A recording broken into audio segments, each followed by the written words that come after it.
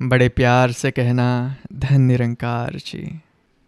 मेरे प्यारे गुरु सिखो, आज हम कोई नियम या फिर कानून की बात नहीं करेंगे। धर्म कोई जेल खाना नहीं है और सद्गुरु कोई जेलर नहीं। धर्म तो परम मुक्ति का मार्ग है संतो। और जब आप निरंकार के गोद में सद्गुरु के साए में बैठते हैं तो आप बंधनों को तोड़ने के लिए बैठते हैं, कोई नया बंधन बनाने के लिए नहीं।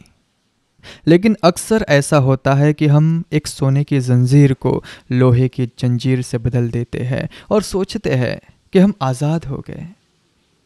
यात्रा बाहर की नहीं, भीतर की है। यह क्रांति भीतर घटित होनी है और इस भीतरी क्रांति के मार्ग में कुछ बाधाएं हैं, कुछ धूल की परतें हैं जो आपके दर्पण पर जम गई है। इन्हें पाप मत कहिए, इन्हें बस कमियां कहिए, ना समझी कहिए। आज हम ऐसे ही 10 कमियों पर बात करेंगे। अगर आप सच में एक गुरु सिख है, यानी कि गुरु के दिखाए रास्ते पर चलने वाले शिष्य, तो इन 10 जालों को पहचानना और काटना ही आपकी साधना है। तो चलिए, अपनी आंखें बंद मत कीजिए, बल्कि पहले बार अपनी आंखें पूरी तरह खोलिए और अपने भीतर झांकिए। पहली कमी, आध्यात्मिक अहंकार। यह सबसे सूक्ष्म, सबसे खतरनाक कमी है। दुनिया का अहंकार तो बड़ा स्थूल होता है संतो। मेरे पास धन है, पद है, सौंदर्य है, उसे पहचानना बड़ा आसान है। लेकिन आध्यात्मिक अहंकार बड़ा चालाक है। यह कहता है कि मैं एक निरंकारी हूँ, मैं रोज संगत जाता हूँ, मैं कितनी सेवा करता हूँ, मुझे तो ब्रह्म ज्ञान हुआ है, बाकी सब तो अज्ञानी है। यह मैं ही तो सारी समस्या की जड़ है संतो। आप निरंकार से जुड़े ताकि यह मैं मर जाए, लेकिन यह मैं अब निरंकार का ही चोला ओढ़कर और मजबूत हो गया है। कबीर ने इसलिए तो कहा था, जब मैं था तब हरि नाही, अब हरि है मैं नाही। जिस क्षण आपका मैं खड़ा होता है, उसी क्षण निरंकार ओझल हो जाता है। आपकी सेवा, आपका सिमरन, आपकी सत्संग, अगर वह आपके मैं को पोषित कर रही है तो आप एक सुंदर पिंजड़े में कैद हो रहे हैं। याद रखिए, सद्गुरु आपको मिटाने के लिए मिले हैं, सजाने के लिए नहीं। आपकी पहचान केवल इतनी है कि आप उस निरंकार का अंश है। जैसे बूंद की पहचान सागर से होती है, बूंद की अपनी कोई हस्ती नहीं। तो पहली बात, इस आध्यात्मिक अहंकार से सावधान, यह मीठा जहर है, जहर। दूसरी कमी, दिखावे की भक्ति। यह पहली ही कमी का परिणाम है। जब अहंकार होता है संतो, तो वह प्रदर्शन चाहता है, वह चाहता है कि लोग देखें आपकी भक्ति, आपकी प्रार्थना, आपका प्रेम। अगर लोगों की तालियों का मोहताज है तो संतो वह भक्ति नहीं, एक अभिनय है। आप संगत में बैठे हैं, आंखें बंद है, लेकिन मन देख रहा है कि कौन कौन मुझे देख रहा है। आप सेवा कर रहे हैं, लेकिन भीतर एक कैमरा चल रहा है जो रिकॉर्ड कर रहा है कि मेरी सेवा की कितनी सराहना हो रही है। यह तो एक सौदा हो गया संतो, यह प्रेम कहाँ रहा। संतों ने कहा है कि मन चंगा तो कठौती में गंगा। गंगा बाहर नहीं, आपके मन के पवित्रता में है। आपकी भक्ति एकांत में खिलने वाला फूल होनी चाहिए, जिसकी सुगंध अपने आप फैल जाए। उसे बाजार में बेचने की जरूरत नहीं। आप निरंकार के लिए जी रहे हैं या फिर दुनिया को दिखाने के लिए जी रहे हैं, यह प्रश्न अपने आप से पूछना संतो। अगर आपकी भक्ति को कैमरों की, लोगों की नजरों की जरूरत है तो आप अभी यात्रा से बहुत दूर है, बहुत दूर है। सच्ची प्रार्थना संतो हमेशा बंद दरवाजे के पीछे होती है, जहां सिर्फ आप होते हैं और आपका प्रभु होता है। तीसरी कमी है संतो, निर्णय करने की आदत। एक गुरु सिख का अर्थ है जिसने गुरु की नज़र से देखना सीख लिया हो। और गुरु की नज़र में कोई अच्छा या बुरा नहीं होता संतो, कोई ऊंचा या फिर नीचा नहीं होता। गुरु की नज़र तो सब में उसी एक निरंकार को देखती है। सिया राम मैं सब जग जानी, करहूँ प्रणाम जोरी जुग पानी। जब सब में वही राम, वही निरंकार है, तो फिर आप न्यायाधीश बनकर क्यों बैठ जाते हो। वह गुरु सिख ठीक नहीं है, उसने ऐसे कपड़े क्यों पहने, वह संगत में देर से क्यों आया, उसकी भक्ति सच्ची नहीं लगती। जिस क्षण आप किसी दूसरे पर उंगली उठाते हैं, आप भूल जाते हैं संतों कि आप भी उसी परम सत्ता का हिस्सा है। आपका निर्णय आपके भीतर की अज्ञानता को दिखाता है। यह दिखाता है कि आपको अभी भी दूसरा दिखाई दे रहा है। जिस दिन आपको हर चेहरे में सद्गुरु का चेहरा और हर अस्तित्व में निरंकार का वास दिखेगा, उस दिन निर्णय अपने आप गिर जाएगा। तब सिर्फ प्रेम बचेगा, करुणा बचेगी। तो अगली बार जब आपका मन किसी पर निर्णय देने को करे तो थोड़ा रुक जाना और अपने भीतर झांकना कि यह निर्णय का कांटा कहाँ से उठ रहा है। चौथी कमी है अतीत और भविष्य में जीना। सद्गुरु आपको यहाँ और अभी में जीना सिखाते हैं। निरंकार कोई अतीत की घटना नहीं और ना ही भविष्य का कोई वादा। निरंकार तो वर्तमान क्षण का जीवंत सत्य है। आपके सांस में, आपकी धड़कन में, इस पल में मौजूद है। लेकिन हमारा मन या तो अतीत की कब्रें खो देता है कि मेरे साथ ऐसा हुआ था, उसने मुझे यह कहा था, पहले कितना अच्छा समय था, या फिर भविष्य के हवाई किले बनाता है, ऐसा हो जाएगा तो मैं खुश होऊंगा, मुझे यह पाना है, मेरी यह चिंता है। अतीत एक लाश है और भविष्य एक कल्पना। इन दोनों के बीच जो जीवन का एक छोटा सा क्षण है वही सत्य है, और हम उसी क्षण को चूक जाते हैं। आपका सिमरन, आपकी संगत तभी सार्थक है संतो जब आप पूरी तरह से वर्तमान में हो।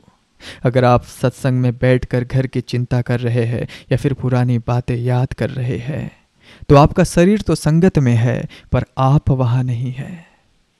गीता में कृष्ण कहते हैं, वर्तमान में स्थित हो जा, जो है जैसा है उसे स्वीकार कर, क्योंकि यही एक क्षण है जहां पर परमात्मा से मिलन हो सकता है, मिलन हो सकता है। पांचवी कमी है शिकायत का भाव। यह बहुत गहरी आदत है। जीवन में कुछ भी हमारे मर्जी के खिलाफ हो, हम तुरंत शिकायत करने लगते हैं। मेरे साथ ही ऐसा क्यों होता है, भगवान मेरी सुनता ही नहीं।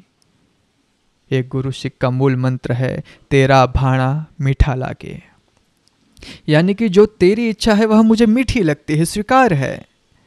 शिकायत का अर्थ है कि आप निरंकार के विधान से लड़ रहे हैं। आप कह रहे हैं कि आप गलत है, मैं सही हूं, मेरे हिसाब से होना चाहिए था। क्या यह अहंकार नहीं?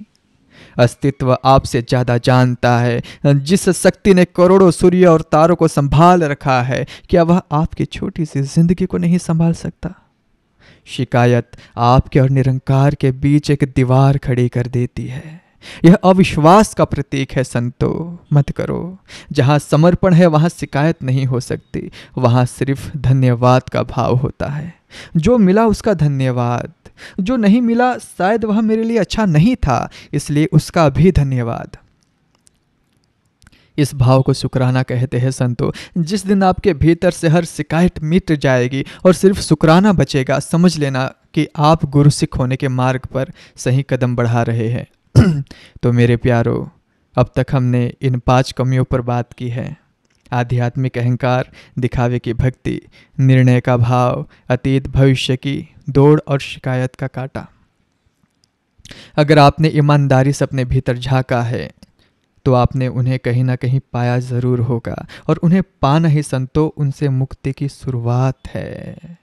अब हम और गहरे उतरते हैं।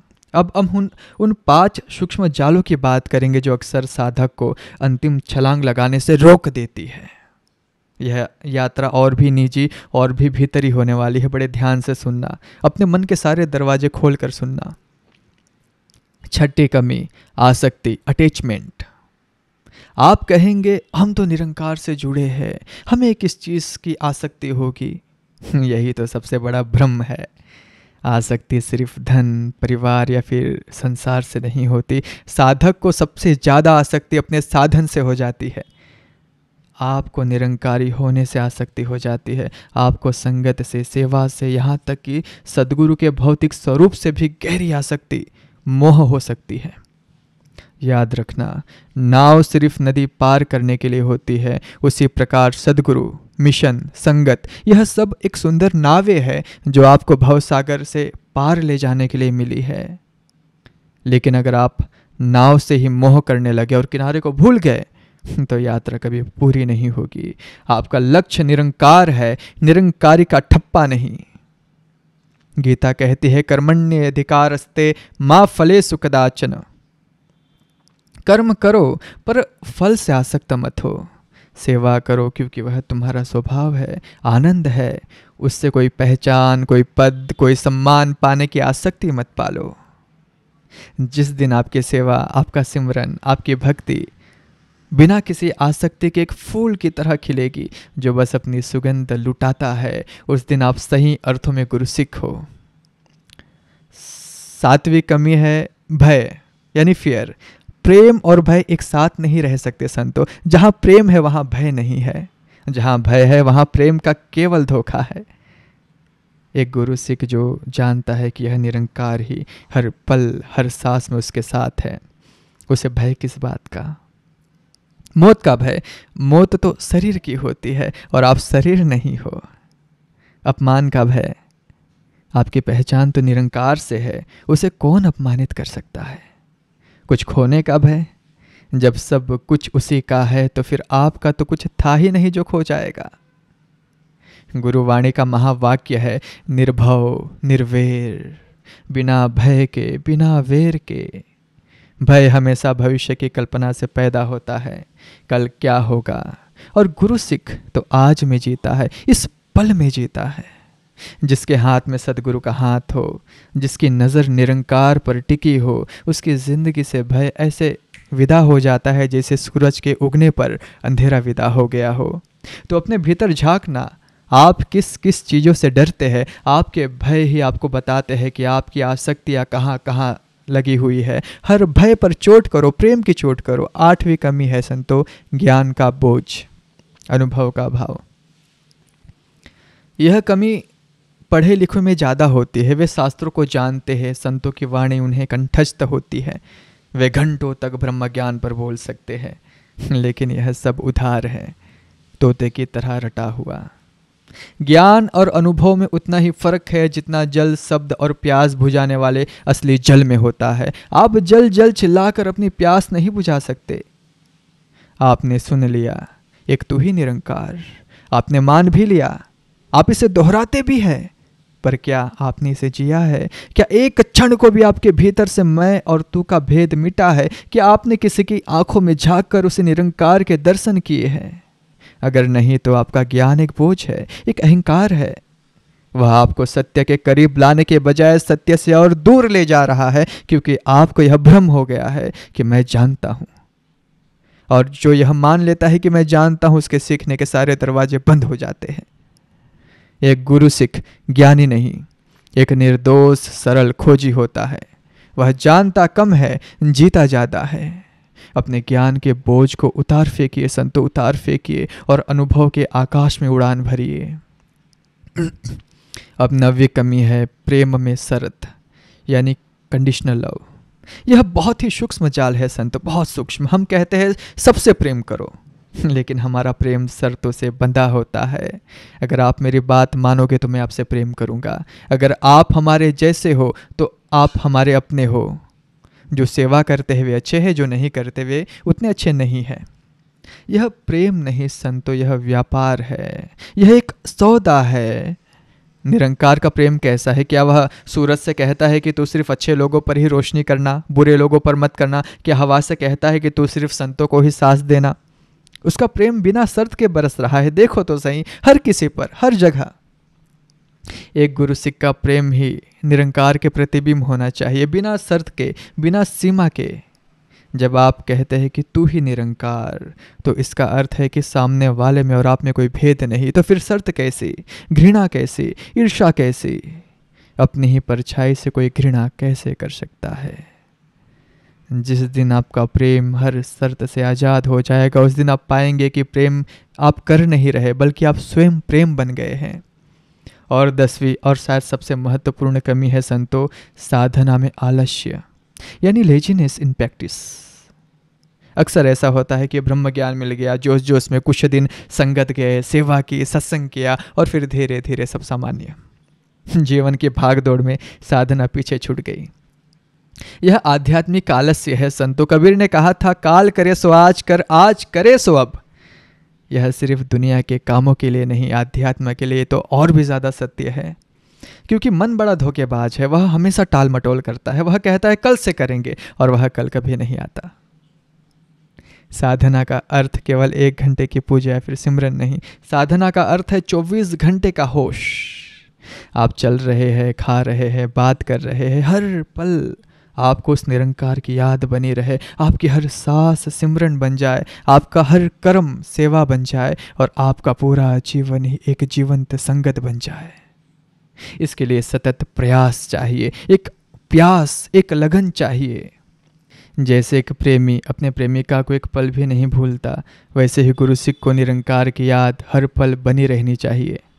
इस आलस्य को तोड़ना ही सबसे बड़ी तपस्या है। तो मेरे प्यारो, यह है वह 10 कमियाँ, 10 धूल की परतें: अहंकार, दिखावा, निर्णय, अतीत भविष्य शिकायत, आसक्ति, भय, ज्ञान का बोझ और शर्तयुक्त प्रेम और आलस्य। यह कोई सूची नहीं है जिससे आपको डरना है, यह एक दर्पण है जिसमें आपको स्वयं को देखना है। यह कोई पाप नहीं, बस नासमझी है, और हर नासमझी को होश की एक किरण से मिटाया जा सकता है। सद्गुरु ने आपको ज्ञान की यह मसाल दी है, ब्रह्म ज्ञान दिया है। अब इसका उपयोग अपने भीतर के अंधेरे को रोशनी करने के लिए कीजिए। जिस दिन यह 10 परछाइयाँ मिट जाएगी, उस दिन सिर्फ आप नहीं बचेंगे, सिर्फ आपका प्रकाश बचेगा, जो निरंकार के महाप्रकाश में विलीन हो जाएगा। और वही जीवन का परम लक्ष्य है। अगर कहने समझाने में कोई त्रुटि हुई हो तो दास को क्षमा करना, बड़े प्यार से कहना। धन्य निरंकार जी।